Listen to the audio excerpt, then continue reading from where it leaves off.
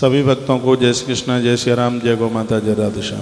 आप देख रहे हैं तुलसी तपोवन यूट्यूब चैनल और इस वीडियो में हम चर्चा कर रहे हैं कि अघोई अष्टमी कब की है और इसकी व्रत कथा भी आप सुन लीजिएगा। 5-4 मिनट का वीडियो है, आपके काम आए। अघोई अष्टमी हमारी भारतीय परंपराओं में एक प्रमुख व्रत में से एक है। जैसे माताएं करवा चतुर्थी का निराहार होकर के जो पानी भी नहीं पीती हैं वो व्रत करती हैं।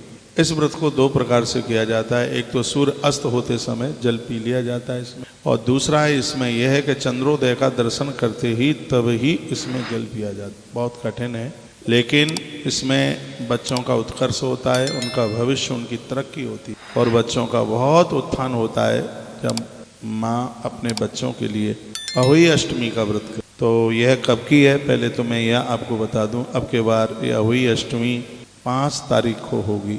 5 तारीख को उदिता तिथि की वजह से 5 तारीख को है। 4 तारीख को रात्रि में 12 बज के कुछ मिनट पर ये शुरू हो जाएगी और जो कि 6 तारीख को रात्रि में 3 बज के 7-8 मिनट पर पूरी हो जाएगी। उदिता में नहीं है क्योंकि अहोई अष्टमी को शाम को पूजा होती है संध्या काल में, तो उस समय इसका होना जरूरी है। तो 5 ही तारीख को है शाम को, 6 को है नहीं।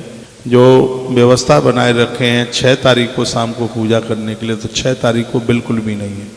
इसलिए आप अहोई अष्टमी का व्रत है वो 5 तारीख को ही करें। हाँ, तो रविवार के दिन है 5 तारीख को अहोई अष्टमी।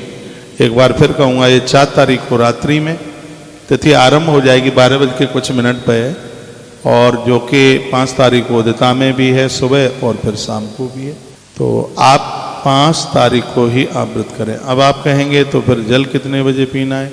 12 बजे रात्रि को चंद्रमा उदित होगा, क्योंकि कृष्ण पक्ष में देरी से फिर चंद्रमा उदित होते हैं, तो इसमें रात को 12 बज जाएंगे। शायद 12 बज के 1-2-3 मिनट तक पूरे देश में ये उदित हो जाएगा। तो यदि आप रह सकते हैं तो आधी रात्रि तक आप ये निर्जल व्रत बच्चों के लिए आप कर सकते हैं। चंद्रमा को अर्घ देने के बाद जल पी लीजिए। एक ये भी इसका विधान है कि दूसरा ये है कि सूर्यास्तांचल के तत्पश्चात शाम के समय में अहोई मैया की पूजा करते हुए और फिर उसके बाद में फिर आप जल वगैरह आप ले लेते हैं। एक ये भी विधान है। जैसा आपसे होता है, जैसा शरीर आपका काम करता है वैसे कर लीजिए। हाँ, वो तारा शाम को 5 बज के कुछ मिनट से तारा दिखाई दे जाएगा।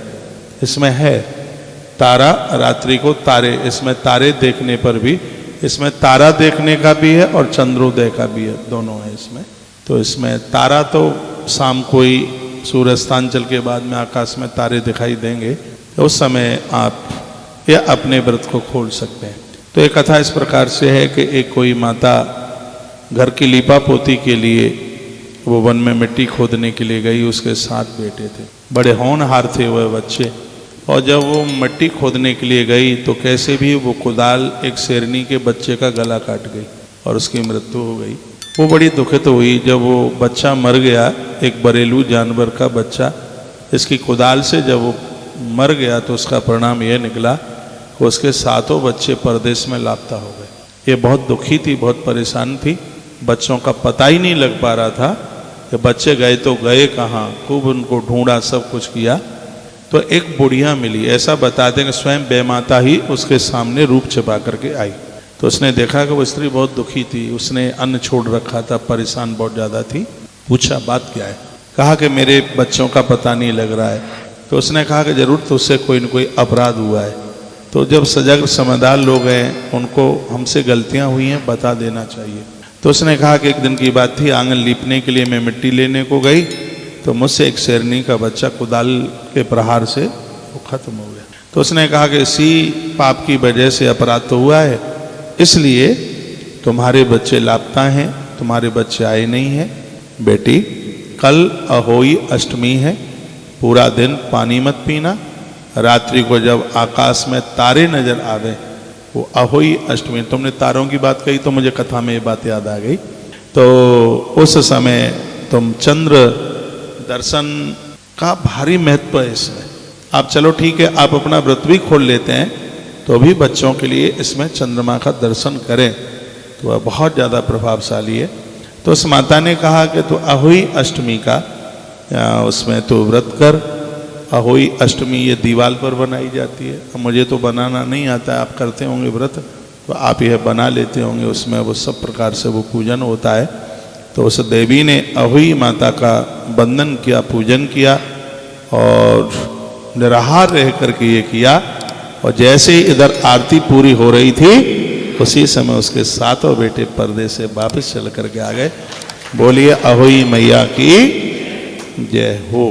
तो इस प्रकार से अहोई अष्टमी बच्चों के भविष्य के लिए, उनकी तरक्की के लिए, उनके उत्थान के लिए किसी वरदान से कम नहीं है। तो 5 तारीख को ये व्रत मनाया जाएगा।